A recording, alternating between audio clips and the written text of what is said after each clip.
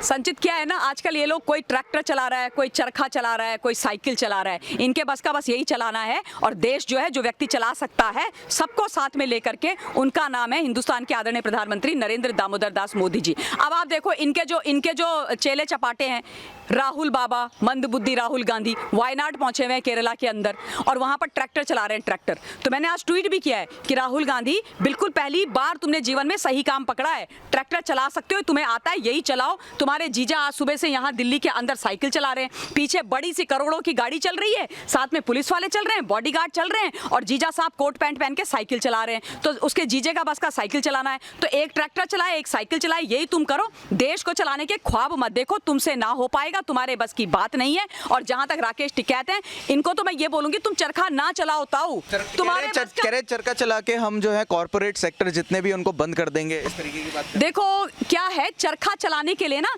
चरखा चलाने के लिए हिंदुस्तान का जज्बा अपने मन में होना चाहिए, स्वदेशी का जज्बा अपने मन में होना चाहिए। राकेश टिकैत के हाथ में, जिन्होंने खालिस्तान का पैसा लिया हुआ है इस देश को बर्बाद करने के लिए, इस देश में हिंसा करने के लिए, उनके हाथ में चरखा अच्छा नहीं लगता है। Point number 1। पॉइंट नंबर 2, ये बोल रहे हैं चरखा चला करके ये जो कॉर्पोरेट सेक्टर्स है उनको बर्बाद कर देंगे, खत्म कर देंगे। अरे राकेश चाचा, पहले अपनी जमानत तो बचवा लेते, उसके बाद तुम इसको बंद करोगे, उसको बंद करोगे। बंद करने की, बक्कल उखाड़ने की, कीलें उखाड़ने की, रेलवे ट्रैक्स में जाकर के लेट गए भाई। महापंचायत की बात करते हैं, कोई बोल रहा है महापंचायत कराएंगे, कोई बोल रहा है हम क्या कहते हैं, एक जन आक्रोश रैली चलाएंगे। हाँ, याद आया मुझे, जन आक्रोश रैली, भाई साहब उसका तो तमाशा देखना चाहिए। और राकेश टिकैत उस जन आक्रोश रैली का पूरा समर्थन कर रहे थे। अब क्या है वो जन आक्रोश रैली? झारखंड के अंदर कांग्रेस पार्टी के एक एमएलए हैं, उन्होंने मंच सजाया और बोला कि हम जो है किसानों के पक्ष में और सरकार के विरोध में एक जन आक्रोश रैली करा रहे हैं। वहां पर एक मैडम को लेकर के आ गए और गाने में नृत्य हो रहा है, लैला में लैला कैसी तू लैला, हर कोई चाहे तुझसे मिलना अकेला। मतलब ये किसान बिल हैं, ये गाना लिखा हुआ है क्या तीनों किसान बिल के अंदर? इस गाने की पंक्तियां हैं क्या तीनों किसान बिल के अंदर? और पूरा मंच सजा हुआ, हमारे नेतागण बैठे हुए हैं। तो ये तो इनका तमाशा चल रहा है, ये तो इनकी खेल कहानी चल रही है। और उसके बाद चाचा राकेश टिकैत कह रहे हैं कि तू क्या हो गया अगर वो नाच रहे हैं। और ये इतने दोहरे मापदंड के लोग हैं। इन्हीं के कांग्रेस पार्टी के एक एमपी के एक एमएलए ने ये बात बोली थी अभी 2 दिन पहले कंगना रनौत के लिए कि ये नचनिया, नाचने गाने वाली किसान आंदोलन के बारे में क्या बात करेगी? तुम नाचने गाने वाले नहीं हो। तुमने जो तमाशा कर रखा है वो तमाशा क्या अच्छा है? तुमने एक डांसर को बुला दिया, मुझे उस डांसर से कोई परेशानी नहीं है, वो उसका प्रोफेशन है, उसने डांस किया, उसको पैसे मिलते हैं, बिल्कुल वो कलाकार है। लेकिन इनका चरित्र देखो ना, ये झूठे मक्कार कांग्रेसियों का चरित्र देखो। डांस करने वालों को बुला दिया, किसान कहां पर? जन आक्रोश रैली में, किसानों की रैली में। और दूसरी तरफ तुम देश के जो कलाकार लोग हैं, जो देश के पक्ष में बात करते हैं, उनके लिए तुम गंदी शब्दावली का इस्तेमाल करो। तो ये दोहरे मापदंड और दोहरे चरित्र की जो तमाशा इन लोगों ने यहाँ पर कर रखा है, ये नहीं चलेगा। अरे देखो संचित, फसलें जलाना तो इनके बहुत छोटी चीज है, इनका बस चले तो ये किसानों को जला दें। फसलें तो बहुत छोटी चीज है, इनकी राजनीति चमकती रहनी चाहिए। फिर किसी का खून बहे, कोई जले, कोई कटे, कोई मरे, उससे इनको फर्क क्या पड़ता है? अगर ये वाकई इस आंदोलन का जो मूलभूत आधार है, ये कह रहे थे, वो होता किसानों का हित, तो फिर ये सारे जितने इंटरनेशनल जो फोर्सेज आ गई हैं बीच में, उनके आने की आवश्यकता थी क्या? किसानों का अगर कोई मुद्दा और कोई मसला है तो हिंदुस्तान का आंतरिक मसला है। क्यों आ गया मो धालीवाल? क्यों मो धालीवाल जो खालिस्तानी पूरे के पूरा जो खालिस्तानी एजेंडा है उसको पैसों से भर रहा है, उनके यहाँ पैसे पंपिंग कर रहा है। पोएटिक जस्टिस फाउंडेशन का हेड है, उसने रेहाना को 18 करोड़ रुपए दिए हमारे लिए एक ट्वीट करवाने के लिए देश के खिलाफ। तो ये सारे लोग मिल करके राकेश टिकैत को फ्रंट बना करके, फेस बना करके ये प्रपंच यहाँ पर कर रहे हैं। आप राकेश टिकैत जी की शब्दावली देखिए, कभी बोलते मैं कलकत्ता चला जाऊंगा। क्या करेंगे कलकत्ता में जाकर के? घास खोदेंगे?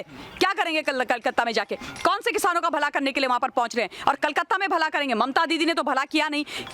प्रधानमंत्री किसान निधि जो है, आज तक वहां पर कलकत्ता के अंदर ममता दीदी ने लागू नहीं करी है। अगर इन लोगों को, ममता बनर्जी को इतनी चिंता होती किसानों की, तो देती ना वो पैसा जो किसानों के हक का था, वो नहीं दिया उन्होंने। और अब ये कहते हैं नेताजी यहाँ पर बैठे हुए कि हमारे ट्रैक्टर, राकेश टिकैत, कि हमारे ट्रैक्टर चले जाएंगे वेस्ट बंगाल की तरफ। तो राजनीतिकरण नहीं है ये? क्या तमाशा नहीं हो रहा है ये? उन्होंने ये बात बोली है कि भीड़ जो है वो सत्ता पलट देती है, तो ये 3 बिल क्या चीज़ है, इस पर आप क्या कहेंगी? देखिए संचित, ऐसा है, जहाँ तक राकेश टिकैत जी का सवाल है, उन्होंने ये दर्शा दिया और दिखा दिया है कि किसान नेता सिर्फ वो अपनी स्वार्थ सिद्धि के लिए हैं, अपनी राजनीति चमकाने के लिए हैं।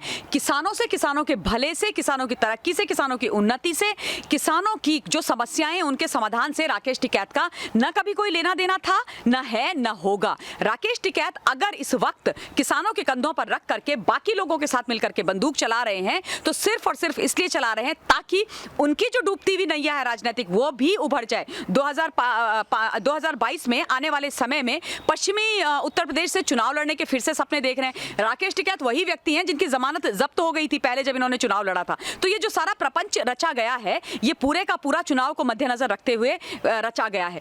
हम लोग डे वन से ये बात बोल रहे हैं, मैं ये बात डे वन से बोलती आई हूं कि ये जो किसान आंदोलन हो रहा है, इसका वास्तव में किसानों से कोई लेना देना नहीं है। इसमें लेफ्ट वाले लोग भर गए, इसमें खालिस्तानी भर गए, इसमें सारे के सारे कांग्रेसी भर गए, इसमें सारा ऐसे किसान, सो कॉल्ड किसान नेता भर गए जिन्होंने किसानों को, जो अगर थोड़ा बहुत किसान वहां पर इनिशियली आया था इनके झांसे में, उसको पूरी की पूरी तरीके से भ्रमित करा, भरमाया और उसके बाद कैसी शब्दावली का इस्तेमाल किया 26 जनवरी के आतंक से पहले?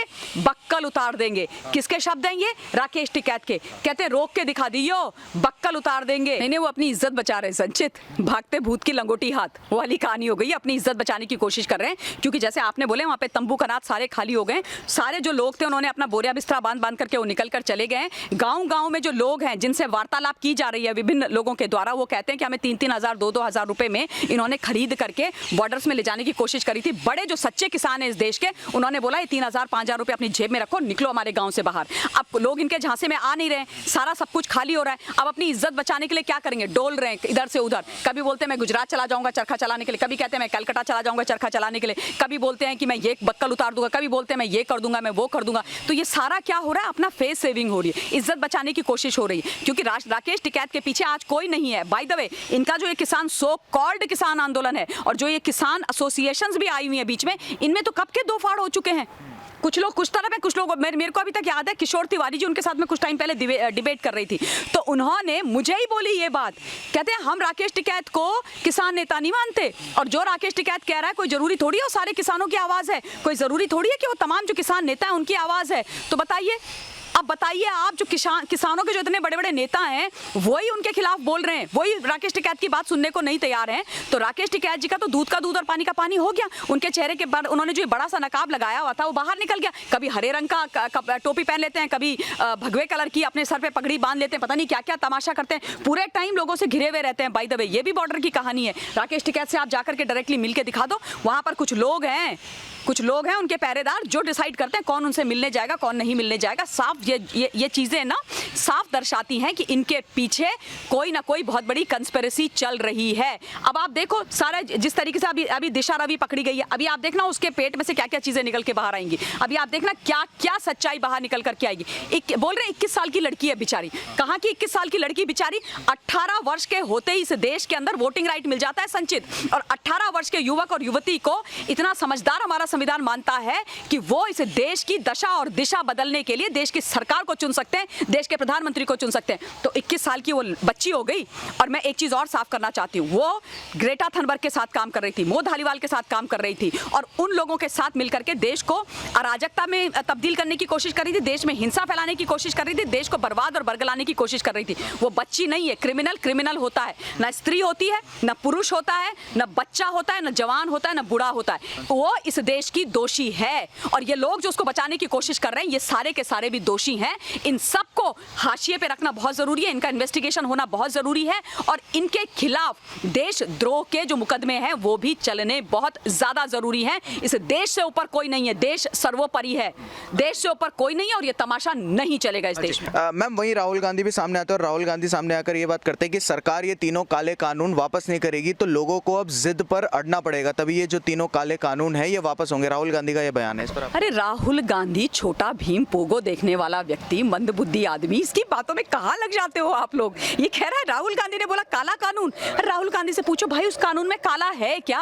राहुल गांधी को ये बोलो, मेरा चैलेंज है हिंदुस्तान की जनता, मैं राहुल गांधी को चैलेंज दे रही हूं कि मुझे 3 के 3 बिल बिना कुछ रेफर करे हुए, बिना रणदीप सुरजेवाला को पूछे हुए पढ़ के मेरे को बता दें, सुना दें, एक बारी पढ़ के नहीं सुना दें, बता दें कि भाई शुरू से लेके आखिरी तक बिल नंबर 1 में ये लिखा है, बिल नंबर 2 में ये लिखा है, बिल नंबर 3 में ये लिखा है। मैं मान जाऊंगी राहुल गांधी को, एक पैसे का राहुल गांधी को ये नहीं पता कि बिल में क्या लिखा हुआ है। काला कानून, काला कानून, काला कानून। अरे भैया काहे का काला कानून, कहाँ लिखा हुआ है, क्या काला कानून है। राहुल गांधी ये बोल रहे हैं कि एग्रीकल्चर जो सेक्टर है उसको बिल्कुल बर्बाद कर देगा और ये जो सरकार लाई है सिर्फ और सिर्फ नरेंद्र मोदी अपने 2 से 3 दोस्तों को खुश करने के लिए ये बिल लाया गया। राहुल गांधी का ये बयान है। राहुल गांधी से ये पूछना चाहिए कि बाबा तुम तो 50 साल के हो गए हो, तुम कैसी मतलब इतनी मंदबुद्धि वाली बातें मत किया करो ना। कौन से दोस्त भाई, देश में प्रधानमंत्री जी कब से हैं? 6 साल से। तो जिनको ये रेफर कर रहे हैं दोस्त मोदी जी का, क्या वो पिछले 6 साल में ही पैदा हुए?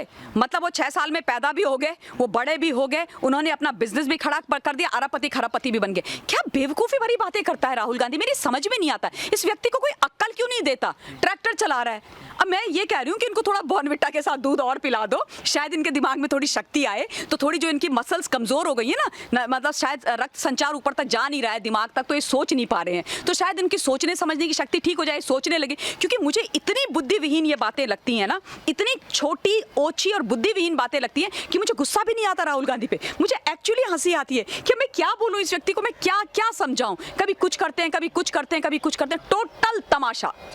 बहुत बहुत शुक्रिया ममता मैम हमारे साथ जुड़ने के लिए। तो ये थी हमारे साथ ममता काले मैम, और जिस तरीके से हमने देखा कि राहुल गांधी हो गए या फिर राकेश टिकैत हो गए, दोनों अपने जो कंट्रोवर्शियल बयान है उसके चलते अभी हाईलाइटेड हो रखे हैं। वो कंट्रोवर्शियल बयान क्या सच्ची में वो किसानों के लिए दे रहे हैं या फिर वो सिर्फ और सिर्फ अपनी सत्ता की रोटी सेक रहे हैं। अगर आपको हमारी वीडियो पसंद आई, इस वीडियो को लाइक करें, ज़्यादा से ज़्यादा शेयर करें, कमेंट करके अपने व्यूज़ ज़रूर बताएं, हमारे चैनल को सब्सक्राइब करें। धन्यवाद।